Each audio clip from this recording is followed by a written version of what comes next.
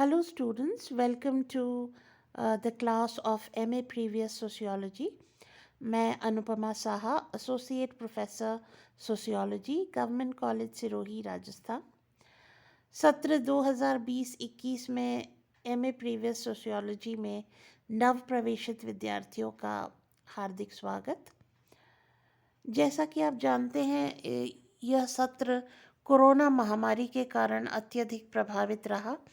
आप लोगों के एडमिशन्स बहुत देर से हुए हैं और अब जबकि धीरे धीरे हम सामान्य स्थिति की ओर बढ़ रहे हैं, तो हम उम्मीद करते हैं कि जल्दी ही कॉलेजेस खुलेंगे और आप लोग अपनी रेगुलर क्लासेस अटेंड कर पाएंगे। लेकिन जब तक ऐसा नहीं होता तब तक हम ई लेक्चर्स के माध्यम से ही आपका सिलेबस जो है वो आपको पढ़ाएंगे। तो मैं ये बताना चाहूँगी कि MA प्रीवियस में आप लोगों को 5 पेपर्स पढ़ने होंगे। हर पेपर के 100 अंक होंगे और हर पेपर 5 यूनिट्स में विभाजित रहेगा। आप में से अधिकांश विद्यार्थियों ने सोशियोलॉजी अंडर ग्रेजुएट लेवल पर पढ़ी है और इसलिए आप लोगों के लिए ये विषय मुझे लगता है समझने में विशेष परेशानी नहीं होगी। जैसा मैंने बताया, 5 पेपर्स आपको पढ़ने हैं। तो जो आपका सबसे पहला पेपर है वह है प्रिंसिपल्स ऑफ सोशियोलॉजी और इसी पेपर के बारे में हम आज इसके सिलेबस की चर्चा करेंगे। थोड़ा विस्तार से मैं आपको बताऊंगी कि आप लोगों को इस पेपर में क्या पढ़ना है। फर्स्ट ईयर में जब आपने प्रवेश लिया था अंडर ग्रेजुएट लेवल पर, तो आपने जो पहला पेपर पढ़ा था वह था समाजशास्त्र एक परिचय, और उस पेपर में आपने समाजशास्त्र की जो मौलिक अवधारणाएं हैं उनके बारे में अध्ययन किया था। तो प्रिंसिपल्स ऑफ सोशियोलॉजी जो पेपर 1 आप पढ़ेंगे इस साल, वह भी लगभग उसी तरह का एक इंट्रोडक्टरी पेपर है जिसमें आप समाजशास्त्र के जो मूलभूत सिद्धांत हैं, जो मूलभूत अवधारणाएं हैं, जो की कॉन्सेप्ट्स हैं, उनके बारे में विस्तार से अध्ययन करेंगे।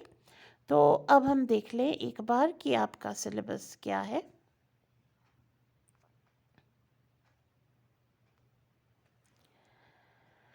जैसा कि आप देख पा रहे हैं अपने स्क्रीन्स पर, जो पहला यूनिट है आपका वह है सब्जेक्ट मैटर ऑफ सोशियोलॉजी, यानी समाजशास्त्र की विषय वस्तु। इसके अंतर्गत आपको पढ़ना है approaches in sociology, historical, functional and conflict. तो समाजशास्त्र में विषय वस्तु को अप्रोच करने के लिए, अर्थात विषय वस्तु को समझने के लिए हम किन तरीक़ों का, किन माध्यमों का इस्तेमाल करते हैं, किन उपागमों का इस्तेमाल करते हैं, हम कैसे अध्ययन करते हैं, यह सब हम इसके अंतर्गत पढ़ेंगे। तो अप्रोचेज इन सोशियोलॉजी, समाजशास्त्र में उपागम, पहला है हिस्टोरिकल, ऐतिहासिक, दूसरा फंक्शनल, प्रकार्यात्मक, और तीसरा कॉन्फ्लिक्ट यानी संघर्षवादी। तो इस तरह से समाजशास्त्र में आपको 3 उपागम पढ़ने हैं, हिस्टोरिकल, फंक्शनल एंड कॉन्फ्लिक्ट। इसके बाद जो अगला टॉपिक है इस यूनिट में वह है सोशियोलॉजिकल पर्सपेक्टिव, यानी समाजशास्त्रीय परिप्रेक्ष्य, और इसके अंदर व्यूज़ ऑफ एलेक्स इंकल्स, यानी एलेक्स इंकल्स के विचार, समाजशास्त्रीय परिप्रेक्ष्य के संदर्भ में एलेक्स इंकल्स के विचारों का आपको अध्ययन करना है। तीसरा टॉपिक है फॉर्म्स ऑफ सोशल रिलेशनशिप, यानी सामाजिक संबंधों के स्वरूप, और इसके अंतर्गत आपको जो अलग अलग स्वरूप हैं सामाजिक संबंधों के, सामाजिक अंतर्क्रिया के, उनके बारे में अध्ययन करना है। तो सबसे पहले तो हम ये देखेंगे कि अंतर्क्रिया क्या है, इंटरैक्शन क्या है। तो पहला टॉपिक इसके अंदर होगा अंतर्क्रिया, दूसरा समाज, तीसरा समुदाय, और चौथा समिति, एसोसिएशन। तो इंटरैक्शन मतलब अंतर्क्रिया, सोसाइटी मतलब समाज, कम्युनिटी मतलब समुदाय, और एसोसिएशन मतलब समिति या संघ। तो इस तरह से ये आपका प्रथम यूनिट है जिसमें आपको समाजशास्त्र की विषय वस्तु और उसके जो अध्ययन के उपागम है, समाजशास्त्रीय परिप्रेक्ष्य और सामाजिक संबंधों के स्वरूपों के बारे में पढ़ना है। इसके बाद हम इकाई बी पर आते हैं। इकाई बी के अंतर्गत हम सामाजिक संस्थाओं के बारे में पढ़ेंगे, हम परिस्थितियों और भूमिकाओं के बारे में पढ़ेंगे और मूल्यों और मानदंडों के बारे में पढ़ेंगे। तो सबसे पहले concept and forms of social institutions यानी सामाजिक संस्थाओं की अवधारणा और स्वरूप। इसके अंदर हम कौन कौन से सोशल इंस्टीट्यूशंस पढ़ेंगे, डैश लगा करके आप लिखें। पहला फैमिली परिवार, दूसरा मैरिज विवाह, तीसरा एजुकेशन शिक्षण संस्थाएं, चौथा इकोनॉमी आर्थिक संस्थाएं, पांचवा पॉलिटी राजनीतिक संस्थाएं और अंतिम रिलीजन यानी धर्म या धार्मिक संस्थाएं। इसके बाद हम जो दूसरा टॉपिक पढ़ेंगे वह है स्टेटस एंड रोल यानी परिस्थिति और भूमिका। परिस्थिति और भूमिका से आप लोग परिचित हैं, आपने फर्स्ट ईयर अंडर ग्रेजुएट में इसे विस्तार से पढ़ा है। तो उसी टॉपिक को हम कुछ और डिटेल में एमए प्रीवियस में पढ़ेंगे। इसके अंतर्गत कॉन्सेप्ट अर्थात अवधारणा, परिस्थिति और भूमिका की अवधारणा, inter relationship between status and role अर्थात परिस्थिति और भूमिका के बीच अंतर संबंध, मल्टीपल रोल यानी बहु भूमिकाएं, रोल सेट यानी भूमिका प्रतिमान, स्टेटस सेट यानी परिस्थिति प्रतिमान, स्टेटस सीक्वेंस यानी परिस्थिति श्रृंखला एंड रोल कॉन्फ्लिक्ट यानी भूमिका संघर्ष। इसके बाद जो तीसरा टॉपिक है वह है नॉर्म्स एंड वैल्यूज़ अर्थात नॉर्म्स को हम हिंदी में प्रतिमान भी कहते हैं, मानदंड भी कहते हैं। तो आप कोई भी शब्द का प्रयोग कर सकते हैं, प्रतिमान या मानदंड एंड वैल्यूज़ यानी मूल्य।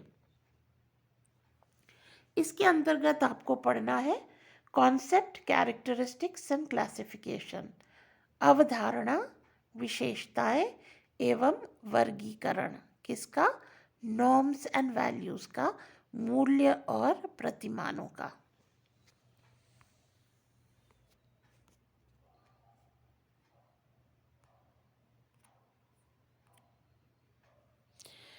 इसके बाद आप देखें इकाई 3। इकाई 3 में आप पढ़ेंगे सबसे पहले सोशल स्ट्रैटिफिकेशन अर्थात सामाजिक स्तरीकरण। इसके अंदर हम पढ़ेंगे इनइक्वालिटी एंड डिफरेंशिएशन असमानता और विभेदीकरण। फॉर्म्स ऑफ सोशल स्ट्रैटिफिकेशन यानी सामाजिक स्तरीकरण के स्वरूप। इसके अंतर्गत आप पढ़ेंगे class, caste, gender and ethnicity अर्थात कास्ट यानी जाति, क्लास यानी वर्ग, जेंडर यानी लिंग और एथनिसिटी यानी स्थानीयता। और फंक्शनल एंड कॉन्फ्लिक्ट थियोरीज तो सोशल स्ट्रैटिफिकेशन की सामाजिक स्तरीकरण की जो प्रकार्यात्मक और संघर्षवादी सिद्धांत हैं उनके बारे में भी आपको पढ़ना है। फिर तीसरा है कल्चर या संस्कृति, संस्कृति का कॉन्सेप्ट यानी अवधारणा, कैरेक्टरिस्टिक्स विशेषताएं एंड पैटर्न्स यानी प्रतिमान। उसके बाद जो अगली अवधारणा आपको पढ़नी है वह है सोशल चेंज यानी सामाजिक परिवर्तन और इसके अंतर्गत कॉन्सेप्ट यानी अवधारणा, फैक्टर्स एंड मेजर थियोरीज कारक तथा प्रमुख सिद्धांत। इकाई 4 या इकाई डी के अंतर्गत आपको पढ़ना है सोशल ग्रुप्स यानी सामाजिक समूह, कॉन्सेप्ट एंड कैरेक्टरिस्टिक्स, अवधारणा और विशेषताएं, टाइप्स यानी प्रकार, प्राइमरी सेकेंडरी प्राथमिक और द्वितीयक, फॉर्मल इनफॉर्मल यानी औपचारिक अनौपचारिक, इन ग्रुप आउट ग्रुप, अंतः समूह बाह्य समूह, गेमाइनशेफ्ट और गैसलशेफ्ट। ये जर्मन टर्म्स हैं तो इनको आपको इसी तरह लिखना है, गेमाइनशेफ्ट एंड गैरलशेफ्ट, गैसलशेफ्ट एंड रेफरेंस ग्रुप यानी संदर्भ समूह। इसके बाद जो अगला टॉपिक है इसी यूनिट में वह है सोशल प्रोसेसेस यानी सामाजिक प्रक्रियाएं। इनके अंतर्गत आपको पढ़ना है, दोनों तरह के प्रोसेसेस पढ़ने हैं, एसोसिएटिव सहयोगात्मक और डिसोसिएटिव विघटनात्मक। तो एसोसिएटिव में पहला है कोऑपरेशन यानी सहयोग, एसिमिलेशन यानी सात्मीकरण, एकोमोडेशन यानी समायोजन या व्यवस्थापन, दोनों ही इसके लिए प्रयोग में लाए जाते हैं, व्यवस्थापन या समायोजन, तथा इंटीग्रेशन यानी एकीकरण। डिसोसिएटिव यानी विघटनात्मक प्रोसेसेस में आपको पढ़ना है कंपटीशन एंड कॉन्फ्लिक्ट यानी प्रतिस्पर्धा और संघर्ष। और इकाई 5 में हमें पढ़ना है कलेक्टिव बिहेवियर सामूहिक व्यवहार। ये क्या होता है, कॉन्सेप्ट एंड टाइप्स, अवधारणा और प्रकार। कलेक्टिव बिहेवियर के अंतर्गत आपको पढ़ने हैं क्राउड यानी भीड़, पब्लिक ओपिनियन यानी जनमत एंड सोशल मूवमेंट यानी सामाजिक आंदोलन। दूसरा टॉपिक इसी यूनिट में आपको पढ़ना है सोशलाइजेशन समाजीकरण, समाजीकरण की अवधारणा कॉन्सेप्ट, स्टेजेस यानी चरण, एजेंसीज यानी अभिकरण, थियोरीज यानी सिद्धांत। और तीसरा टॉपिक है सोशल कंट्रोल सामाजिक नियंत्रण, और इसके अंतर्गत आपको पढ़ना है कॉन्सेप्ट अवधारणा, फॉर्म्स स्वरूप एंड एजेंसीज अभिकरण। तो इस तरह से ये आपका 5 यूनिट्स का ये पूरा सिलेबस है जिसमें आपको हर यूनिट में से प्रश्न आपके एग्ज़ाम में पूछे जाएंगे। अब ये कुछ किताबों के नाम हैं जो आप देख सकते हैं, जो महत्वपूर्ण किताबें जिनको कि आप रेफ़र कर सकते हैं। आप देख रहे हैं बहुत सारी किताबें हैं, अधिकांश किताबें अंग्रेज़ी में हैं। अब चूँकि आप पोस्ट ग्रेजुएशन कर रहे हैं तो आपको मैं ये सजेस्ट करूँगी कि अधिक से अधिक अंग्रेज़ी में जो किताबें हैं उनको भी देखें, और आप अपना जो ज्ञान है वो बढ़ा सकते हैं अंग्रेज़ी की किताबें देखकर, पर आप अपनी स्क्रिप्ट जो है, अपने आंसर जो है वो हिंदी में लिख सकते हैं। तो कुछ महत्वपूर्ण किताबें सोशियोलॉजी की आपके सिलेबस में दी गई हैं। पहली किताब है डी.बी. बॉटमोर की सोशियोलॉजी, हेलेम्बोस की सोशियोलॉजी थीम्स एंड पर्सपेक्टिव्स। मैं ये सजेस्ट करूँगी कि आप सभी विद्यार्थी हेलेम्बोस को ज़रूर देखें एक बार, ये बहुत ही अच्छी किताब है, ख़ास तौर से उन लोगों के लिए जो समाजशास्त्र पहली बार पढ़ रहे हैं। बहुत ही सरल भाषा में और बहुत ही सरल तरीक़े से समाजशास्त्र की जो मौलिक अवधारणाएं हैं उनके बारे में बताया गया है, जो मेजर पर्सपेक्टिव्स हैं समाजशास्त्र में उनके बारे में बताया गया है। तो आप ज़रूर इस किताब को देखें।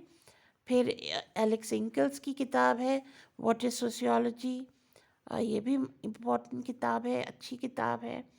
इसके अलावा हैरी एम जॉनसन की किताब है सोशियोलॉजी, अ सिस्टमैटिक इंट्रोडक्शन, वो भी बहुत अच्छी किताब है।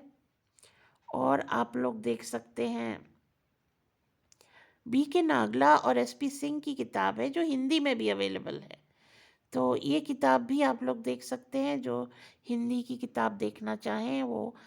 इसके अलावा एस एल जोशी और पी सी जैन की किताब है हिंदी में, समाजशास्त्र की नई दिशाएं, आप वो देख सकते हैं।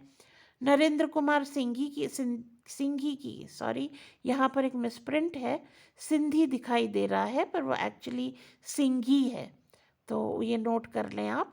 नरेंद्र कुमार सिंघी, इनकी किताब है समाजशास्त्र विवेचन। यह भी किताब हिंदी में है और बहुत ही अच्छी किताब है समाजशास्त्र की मौलिक अवधारणाओं के संबंध में। हिंदी में ही एक और किताब है जेपी सिंह की, समाजशास्त्र अवधारणा एवं सिद्धांत, आप ये किताब भी देख सकते हैं। तो इस तरह से बहुत सारी किताबें हैं आपके सामने, आपको जो भी किताब आपके समझ में आए, आपको ठीक लगे, इन किताबों में से आप उसको देख सकते हैं। तो ये आपका जो फर्स्ट पेपर है उसके सिलेबस के बारे में मैंने आपको बताया। एक बात और मैं आप लोगों को बताना चाहूँगी कि कोरोना महामारी के प्रभाव के कारण और उसके कारण जिस तरह से हमारा शिक्षण कार्य प्रभावित हुआ है, उसको देखते हुए मोहनलाल सुखाड़िया विश्वविद्यालय ने इस साल के लिए ही सिर्फ कुछ परिवर्तन किया है आपके क्वेश्चन पेपर में। जो 5th यूनिट है उसको विलोपित कर दिया है, अर्थात इस साल आपको 5वां यूनिट नहीं पढ़ना है। और जो आपका पेपर होगा उसमें पहला जो सेक्शन होगा उसमें सभी यूनिट्स में से 2-2 सवाल पूछे जाएंगे। वो 2-2 नंबर के सवाल होंगे और बहुत ही शॉर्ट में आपको उनका आंसर देना होगा, एक शब्द में या एक लाइन में या कुछ 10-20 शब्दों में। और जो आपका सेक्शन बी होगा उसमें आपको थोड़ा विस्तार से आंसर देना होगा एक पेज में। और वैसे तो पांचों यूनिट में से 2-2 सवाल पूछे जाते हैं जिनमें से आपको एक करना होता है, लेकिन इस साल विशेष स्थितियों को देखते हुए कुछ रिलैक्सेशन किया है यूनिवर्सिटी ने, और आपको आपका 5th यूनिट तो विलोपित है ही, और बाकी के जो 4 यूनिट हैं उनमें से आपको कोई भी 4 प्रश्न करने होंगे, अर्थात आपको हर यूनिट से एक प्रश्न करना ज़रूरी नहीं होगा, बल्कि आप कोई भी 4 प्रश्न कर पाएंगे। तो इस तरह से ये आपका सिलेबस है इस साल का। और मैंने आपको आज फर्स्ट पेपर का सिलेबस बताया है। अगली क्लास में हम आपका जो सेकंड पेपर है उसके सिलेबस को देखेंगे। आप सभी का बहुत बहुत धन्यवाद।